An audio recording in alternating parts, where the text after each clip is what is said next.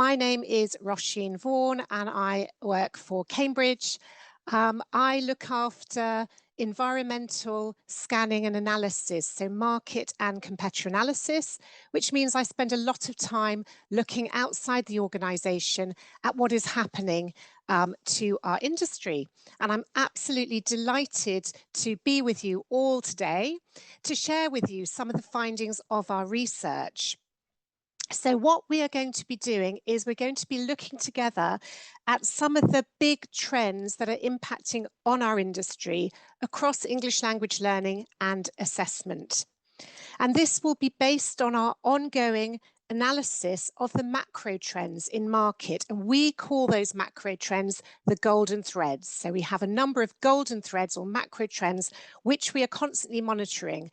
And these macro trends or golden threads are the drivers and inhibitors of ongoing demand for English. So I'm going to share with you today some of the trends that we're seeing in market so that we can think about what we need to do next. And you can see what we're working on in order to provide the best possible solutions for our educational customers and partners such as yourselves. And before I dive into these trends, I have a question for you, which you can see on the screen here. And to answer this question, you need to have your mobile phones. If you don't have a mobile phone, you can use your computer. And I'd like you to scan the QR code that's on the screen, or you can go to slido.com and just enter the code that you can see on the screen. And that code is 3451267. And the big question for you is, what do you believe are the key trends influencing English language teaching, learning and assessment over the next 3 to 5 years? So you can add as many words as you like in your response. So please do go on to the Slido and start to share your thoughts with us. If you have real problems with the Slido, feel free to use the chat, and we have a team who are monitoring the chat. And already I'm seeing AI in great big letters there in the middle, which means that a lot of you are voting for that. And technology. I can see AI content generation, so everything about AI is coming up on the screen. Are there any other trends that you think are going to be impacting our industry that we really need to be considering? Oh, VR glasses, interesting. That will be interesting, won't it? We already have these AI pins, so the kind of wearables which help to translate in real time. And AI glasses, VR glasses is an interesting one, but also for immersive experiences for our learners. Computerized exams. Yes, indeed, we know the direction is more towards digital at the assessment end too. Any other thoughts? And thank you to my colleague who helpfully added the code into this Slido as well. Online classes. So there's a clear trend that we're seeing on this word cloud that we're creating together, which is very much around technology. I can see that's obviously at the forefront of everybody's mind. LMSs, yes, so more accessible learner management systems. So that would obviously support institutions with integration of learning and assessment content and data. Okay, I will leave the Slido open, so feel free to add more thoughts to it. We can always review this again later and see what else you may have added. So on the screen here, these are the key drivers of change, which we think are really significant moving forwards. And these are the ones that I'm going to share with you today. So we're going to look at tech innovations and also AI. So of course, that's what you've just said to me on the Slido is important. We're also going to look at skills for life and employability. Climate change, in particular, we're going to look at sustainability. We're going to talk about learner motivation and well-being, and we're just going to touch on the wider influence of geopolitics. And there will be another interaction on Slido at the end of the session. And of course, we'll have 15 minutes for questions and answers as well. Please do feel free to put any thoughts in the chat or in the Q&A box, and I have colleagues who are monitoring that for us. Okay, so let's start then with tech innovation, since that was what was so significant on the Slido, and also moving into AI. So first of all, just to set the context in terms of the shifts in our market, I've put a couple of visuals on the screen for you here. So on the left-hand side, you can see some data from Outsell, who are a market intelligence and research agency we work closely with. This data is from 2022, but what it shows is the split of print versus digital versus hybrid solutions delivered globally by ELT providers across 2022. And what we can see there is the dominance of hybrid and digital together over print. But that doesn't mean we don't have print. Print is still incredibly significant in many markets and also across many segments. So if you have lots of younger learners, for example, you may well have the use of more print than digital. And on the right-hand side, I think it's interesting just to see some forecasts from another intelligence agency, Holland IQ, who look at forecast investment across wider education. So this is not just ELT, this is global education.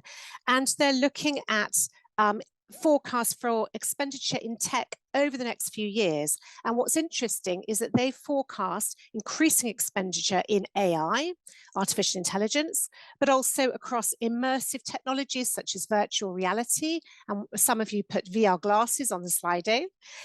Robotics is another interesting area, and also blockchain. And blockchain is one of the technologies that, for example, is used increasingly by platforms who are offering micro-credentialing, so digital badges, for example. We also know that there's increased focus on digital from all of our competitors. An interesting example is Cengage, who reported that 47% of their ELT sales in 2023 were digital. So we know that there's growth in digital across all areas of our industry. We're seeing increases in online, hybrid learning. We're seeing a move towards more digital, accessible learning and assessment solutions. And digital is transforming all areas of our business, really. So if we think about the international, if we think about the recruitment, for example, of international students who might want to study abroad, then we're seeing increases in the recruitment. So for example, increases in digital aggregators or digital recruitment platforms. So we're really seeing the impact of digital across all areas of our value chain. Now, advances in technology are driving advances in and innovations in assessment methodologies, such as computer adaptive testing, online assessments, and automated scoring systems, as well as an increased focus on cybersecurity and the safe use of technology to support human invigilators, for example, in their work. And these tech innovations are enabling more efficient and effective evaluation of language proficiency. Now, increases in technology are also leading to a shift in market expectations, with schools, with governments, regulators, and exam boards all showing their support for technological change. And this is a trend that we, of course, are responding to with our move towards digital high-stakes assessments. Now, our research consistently shows us that computer-based testing is the direction of travel. And international exam boards, including our own OCR, are introducing on-screen international GCSEs, so those high-stakes exams at the end of high school, in line with this broader shift towards digital high-stakes assessments in education. And studies reveal positive student preferences and sentiment towards on-screen testing. And on the screen here, I'm just showing some feedback from some of our customers around digital assessment. So customers of ours who have taken our digital CEQs. And competitor research also suggests that demand for on-screen assessments is high, with no systematic differences in how students perform in-screen and on paper versions. And of course, this is a trend very close to us, which we are monitoring really carefully to make sure that we provide the right solutions to the right customers in the right markets. Advances in technology are also likely to make education more data-driven, with learning solutions that leverage artificial intelligence and enable the development of personalized learning and credentials, with more of a focus on the learner journey. Now, Cambridge, of course, is responding to this opportunity through the development of integrated learning and assessment solutions, such as our complete integrated solution for higher education institutions and schools. But competitors too are starting to launch their own integrated learning and assessment propositions, as we can see with the coming together of learning and assessment providers such as Macmillan and the British Council, for example, to promote end-to-end teaching, learning and assessment programmes. But when we look at some of these, so for example, the British Council and Macmillan partnership, what we see here is that it's more of a mapping of British Council exams at the right levels of the CFR, mapped onto existing programmes of study. So it's a sort of retrospective mapping of the learning, of the assessment and the learning together. But when we think about the power of our brand, that we have deep and really extensive expertise across both learning and assessment. We've brought together these two market-leading brands, and with our propositions, we integrate learning and assessment right from the very beginning of the product development. And that is a real differentiator that we have, which no other competitor has in market, in terms of the ability to really deliver truly integrated learning and assessment solutions to our customers. So we mentioned AI a lot in the word cloud, and this follows on nicely from what I'm talking about with regard to technical innovations. And as technology begins to offer more analysis of learner data, we can expect the market for personalised and adaptive learning to grow significantly.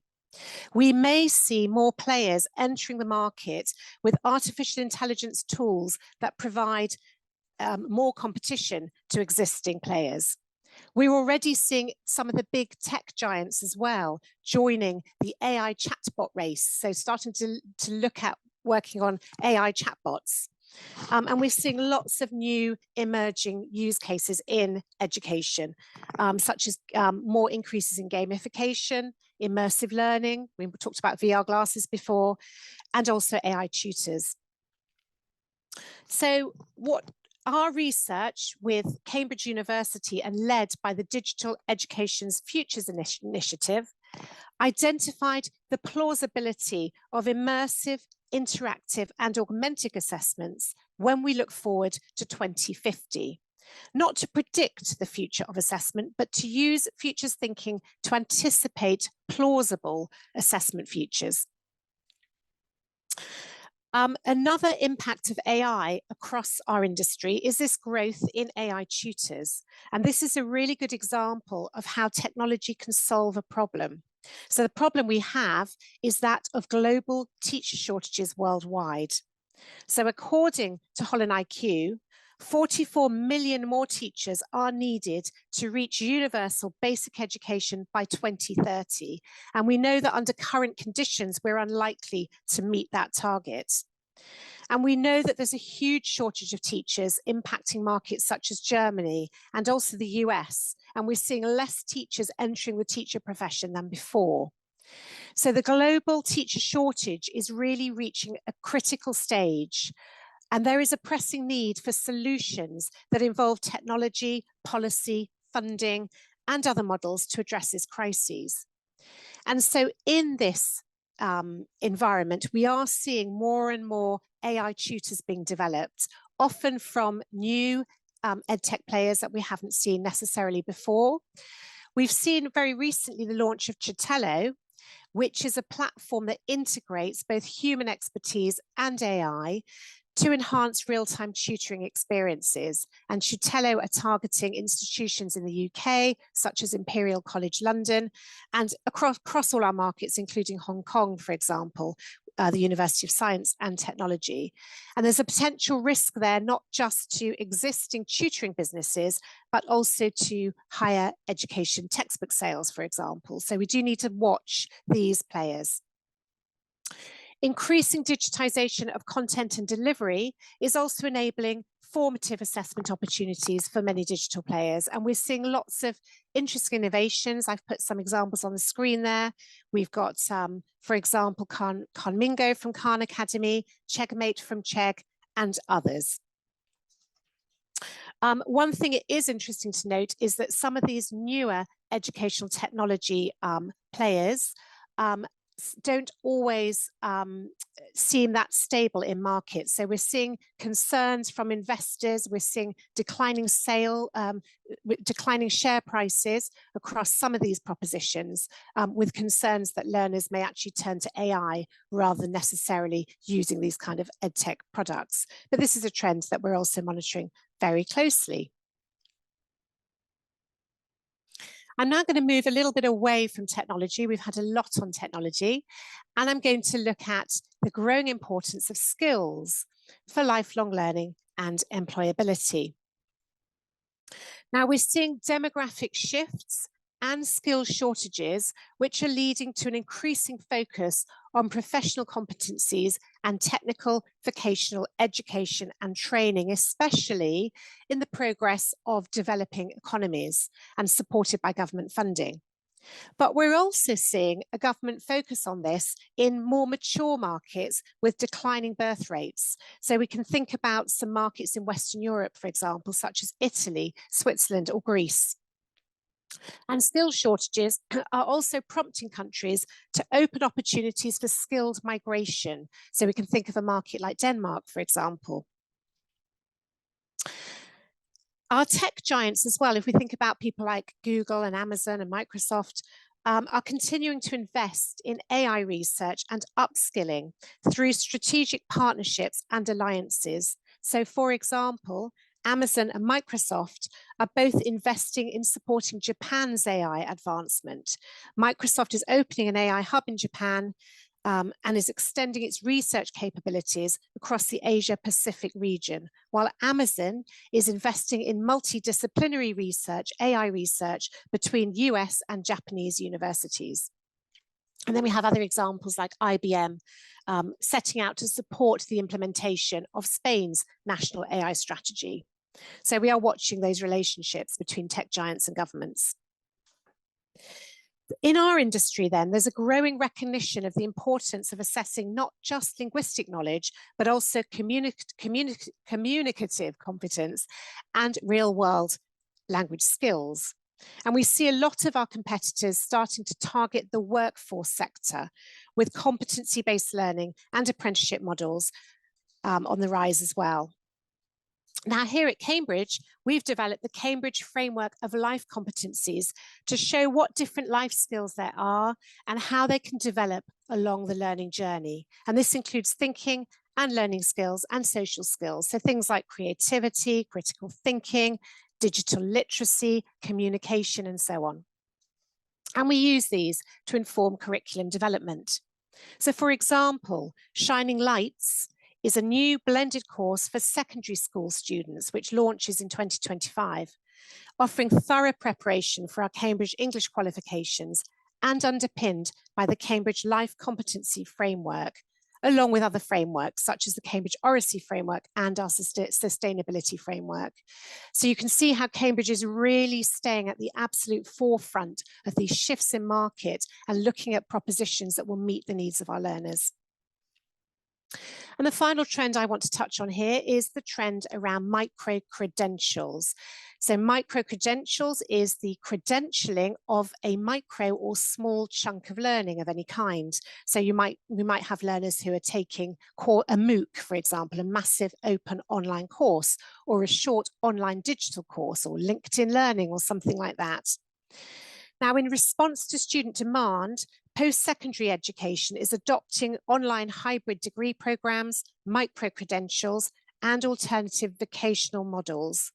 And this alternative micro-credential market is one of the fastest growing segments in education globally.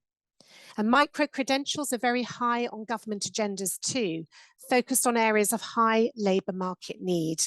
And in some markets, we're seeing governments beginning to embed micro-credentials into national qualification frameworks. And here at Cambridge, we're researching how we might continue to evolve and support you as partners and suppliers, researching the opportunities that you are also seeing in response to these changing market needs. And so we are looking at micro-credentials and what we might do with those in the future. So now looking even more widely at climate change, and in particular, sustainability is one of the areas that we've pulled out of interest, because sustainability has become a necessity rather than an option due to climate change. It's increasingly influencing consumer preferences, especially those younger consumers. Now, educational institutions gain a competitive edge by prioritising environmental sustainability, with 4 in 10 international students actively researching institutional sustainability efforts, according to the latest research from the QS World University Rankings. So that's quite a high number if 40% of students are looking at sustainability as one of their criteria of choice. Now, the growth of green jobs is another driver here that's quite important.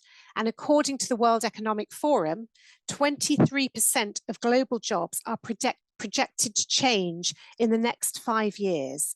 And they talk about new roles which will be in high demand. And these include things like renewable energy engineers, solar energy installation and systems engineers, sustainability specialists, and environmental protection professionals, among others. So as always, we're always teaching and preparing our learners for jobs that don't necessarily yet exist.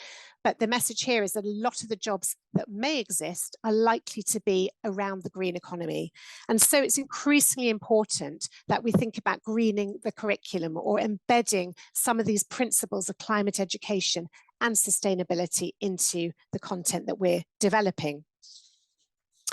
I also just wanted to talk briefly about concerns about carbon emissions too, associated with student mobility. And this has led universities who offer international study experiences to look at some alternatives, such as e-mobility programs or online forms of internationalization. So there is something called COIL, or Collaborative International Online Learning. So looking at how to use digital as a solution to support this.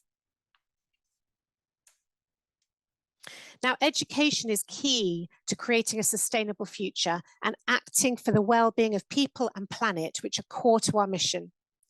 Across Cambridge, we are working to equip learners, researchers, teachers, and education leaders with the knowledge, the skills, and the approaches that they need to make a positive impact on a changing world. We're also clear that our operational processes must be consistent with the messages in our publishing and our education.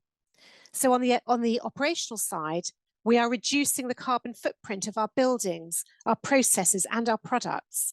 And this includes reducing the amount of energy that we consume, use of digital, reduction of paper, optimization of processes for product development, for example. For English language learning, we have developed the sustainability framework for ELT, which you can see here on the left of the screen, to provide our product teams, our consultants, and our educators with a principled approach to bringing sustainability skills into language teaching.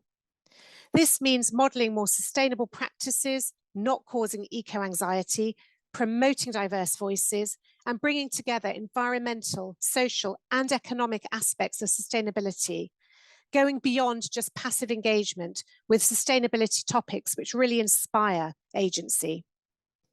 Our framework and our learning resources, including activity cards for different ages, and you can see a couple of examples on the screen on the right there. These are free and available for educators to use in the classroom.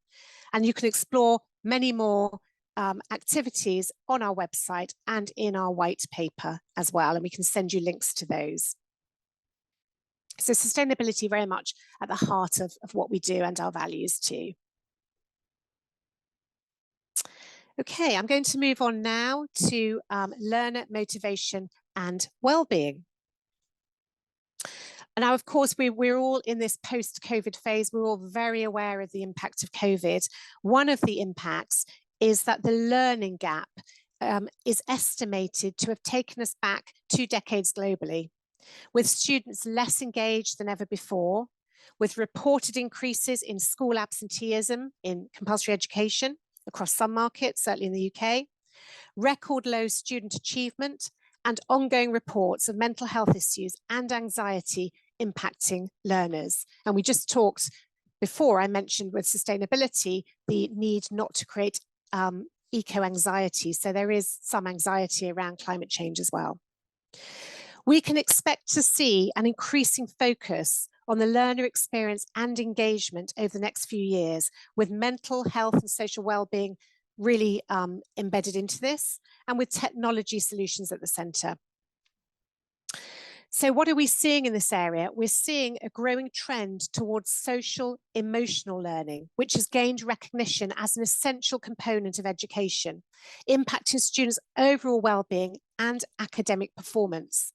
And UNESCO notes that most countries include the development of social and emotional skills in their educational goals. Protecting mental health, well-being and data privacy for children is driving policy discussions around K-12 in many countries. Poland has recently passed a ban on compulsory homework in primary schools to improve student mental health and well-being, and to move emphasis away from rote learning and homework towards critical thinking and creativity. So the development of some of those skills that I referenced before that are core to Cambridge's competency framework. And so we're starting to see examples of well-being within the curriculum. Well-being is a key tenet of our new pre-primary course, Ready, Set, Grow. And teaching well-being helps learners manage day-to-day challenges and become more resilient. Our course builds a foundation in English in very young learners, focusing on key themes informed by research conducted with teachers, which include well-being. We're also seeing a growth in gamification, driven by demand from consumer markets and younger learners across both learning and assessment. An increasing focus on learner well-being with demand for more enjoyable and less anxiety-inducing assessments. So that integration of gamification into assessments, especially for younger learners, is an important trend. And we see some EdTech products in this space too, like Kahoot, for example, with digital gamified products, and many other new players too.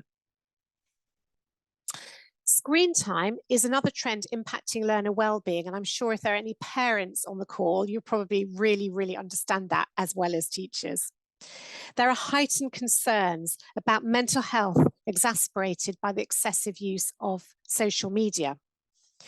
Across Europe, concerns over learner well-being linked to screen time usage and data privacy have resulted in bans on learner devices in schools across many markets, with a parallel focus on using technology for improving learning. So there's this real need to meet the needs of not allowing too many screens, but at the same time using technology in the right way to have the right positive impact on learning. So markets like France, markets like Sweden are all bringing more of a focus on the printed textbook versus digital textbooks at the moment to promote reading skills, and with concerns over screen time and children's eyesight and other areas like that. So it's really trying to strike the balance between the benefits of tech over well-being. Okay. And the final trend that I just wanted to talk about was the influence of geopolitics. Now, we're living in a time of great geopolitical instability. We have conflict on the rise globally. We have rivalry between the West, between Russia, China, the US, and the West, for example. and the potential emergence of a different world order. AI is going to be a really important driver here too, in terms of thinking about who those new big super AI superpowers may be. So we have markets racing to lead in the AI field of AI data regulation, for example. So China, for example, the US, the UK, Europe, all kind of racing to lead in this space. We're also seeing shifts in language education in response to evolving international relations. So for example, in Africa, if we think about markets like Algeria or Morocco, there's a gradual transition from a focus on French to English in education due to recent tensions with France. In some markets across Central Asia, such as Uzbekistan or Kazakhstan, there's an increasing focus on US funding to support English learning, assessment, and teacher development. And this coincides with increased US engagement in the region aimed at countering China's expanding influence, for example. If we look in the UK and Europe, so markets like the Netherlands and Finland, there's a growing influence of far-right politics, which impacts immigration policy, resulting in restrictions of inbound students in higher education. So we can see here how politics can really impact on language learning. And we've also got other ideologies. So we have the new patriotic law, for example, in China is a good example of this. In terms of market growth, we've got emerging markets in Asia and Latin America positioned for growth, growing really fast, estimated to grow twice as fast on average as more advanced economies. Demographically, we're seeing a global shift occurring as working age populations decline in Western nations and East Asian countries, and regions with higher birth rates such as Africa and South Asia are poised to see strong economic growth over the next few years. I'm going to stop for a moment now, and I'm going to share a question with you just to give you a chance to reflect. We've had a lot of input there, and then we'll move to Q&A. But before we do, I have one question for you. Again, I'd love you to use your mobile phones if you can. And I'd love to hear from you, which of the trends that we've just looked at do you think will have the greatest impact on your educational context over the next 3 to 5 years? So we've looked at tech innovations, we've looked at AI and personalized learning, we've talked about skills for lifelong learning, we looked at climate crises and sustainability, and we explored learner well-being and motivation, and we've touched very briefly on geopolitics. So I'd love you to rank these in order of importance, which are likely to have the greatest impact on your context. And we'll just give a moment for everybody to answer that question.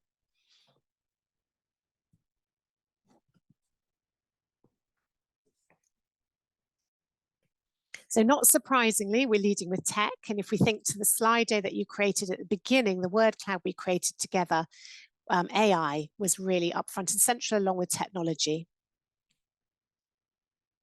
Okay. Learner well-being is increasing in importance here. And then skills for lifelong learning, geopolitics, climate crisis, that's interesting, that's a bit lower. I'd love to have some thoughts on that one.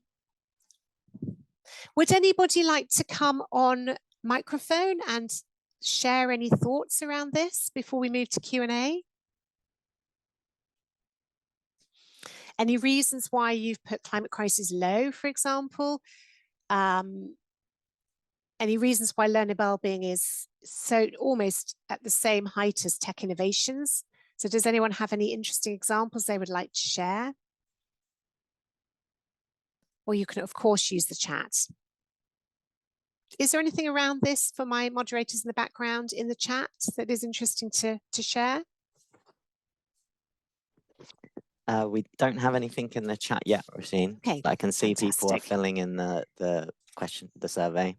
Yep, we'll just keep that up for a second, and then we'll move to some Q&A on any of these topics. Okay, I'm going to stop sharing so that I can actually see the chat and the Q&As. So Oh, right. So we have a question in the chat already, which I'll just pull out. I'm sure there's plenty more, but the one I've just seen, how do you think micro-credentials could support our learners? Why would they need them when they're taking our exams? That's a really interesting question there. Thank you for that. So how can two questions there, aren't there? How can micro-credentials support our learners? So the way in which we're seeing micro-credentials supporting learners, so if we think about universities offering, for example, degree courses, then very often learners are being encouraged to also take additional short courses which evidence other skills beyond just the formal curriculum. So for example, they might do a course on an IT course, for example. They might want to demonstrate skills in IT. They might want to demonstrate skills in language proficiency, in addition to doing their course in, say, medicine or law or engineering. And this, of course, is supporting learners when it comes to applying for jobs. So that employability piece of demonstrating that you have those additional skills, that's one area where we're seeing them being used quite a lot. We're also seeing some learners not taking formal higher education pathways, but actually building up their skill set through a number of different kinds of credentials as well. So micro-credentials are all about showing additional skills. So if we think about English language, it might be we want to show areas of employability, for example, or knowledge of sustainability principles. So things like that. And then why would they need them if they're taking our exams? Really for that very reason. If they're taking any exams, but they want to evidence further skills, that's one area. Another area where they could be really useful is to evidence the learning journey. So if we think about a learner, they learn, they prepare, and then they take an exam at the end of it. And that exam shows and evidences where they've got to. That's their destination. But micro-credentials can be really interesting to evidence the journey on the way to that destination. So how are you progressing? Can we have evidence of your learning in steps, chunks of learning along the way? That could be immensely useful to learners. It can be really useful to teachers. And those learners that may never get to the destination still have something to take away, right? So I think maybe in that way, and I hope I've answered your question. Another one I'm seeing here, are we seeing a decline in remote proctored assessments or digital learning now COVID is over? Again, that's a really interesting question because remote proctored assessments, so assessments that are taken not in an exam centre, but with a remote virtual invigilator, we saw a huge growth in those during lockdown, during COVID, when exam centres and schools had to close their doors. And at the time, especially in higher education, we found that universities were accepting those tests on a temporary basis during COVID. And we expected that that would probably be temporary. And then when exam centres opened up, everything would go back to normal.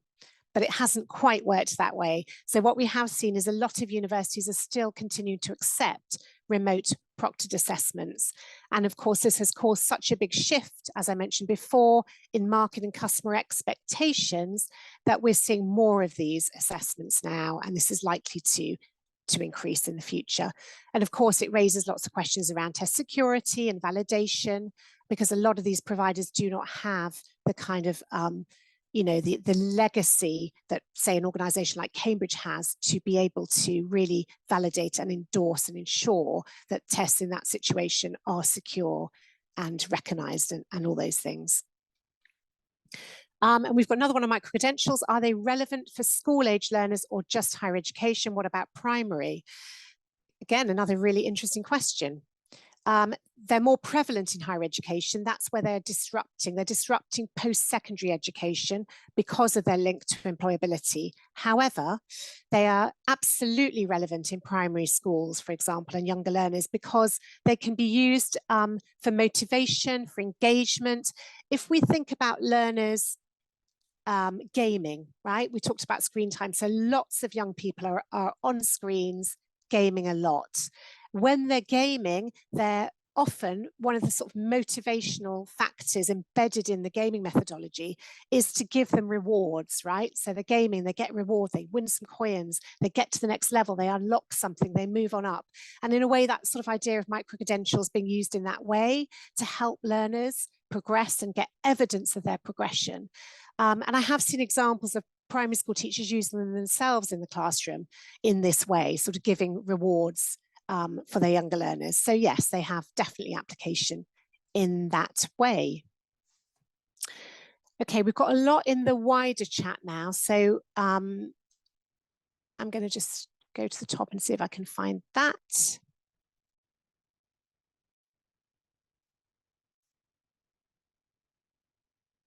So we've got, and please feel free to come on camera or screen if you'd like to talk. You're very welcome to. But Damien said the impact of COVID on mental health and anxiety of the students will, in my opinion, shape the format of examination and learning moving forwards. Yeah, I think that's a really interesting opinion. And thank you very much, Damien, for sharing that. Yeah, and I think we probably are already seeing that. I mean, we're seeing examples, as I mentioned, of gamification being embedded into younger learner assessments in particular, so making it more fun, more engaging. They don't necessarily know they're being assessed. As I said, you know, bringing in some of those principles of gaming into those kind of assessments too. And also, if we think then of adult learners, somewhere like the US, where there's a debate around standardized assessments for international admissions, with that there is a strong school of thought. There's a real debate over whether they should have standardized assessments for international admissions or not. There's a test optional alternative. And some of the advocates of the test optional alternatives talk about test anxiety as well, and that tests aren't necessarily, sort of summative assessments aren't necessarily suitable for all types of learners. So yeah, I think all of those things might play a role. And then we've got another one. As far as learner well-being is concerned, after COVID, we've had to deal with their mental health. We're still dealing with changes in some kids' confidence in their speaking exams after years of lockdown and lack of face-to-face contact with peers. Yeah, I mean, absolutely. So the impact of COVID across all areas of kind of social emotional learning is huge, right? And I think that's why we have that increasing trend and why we're embedding those principles into our propositions as well for younger learners.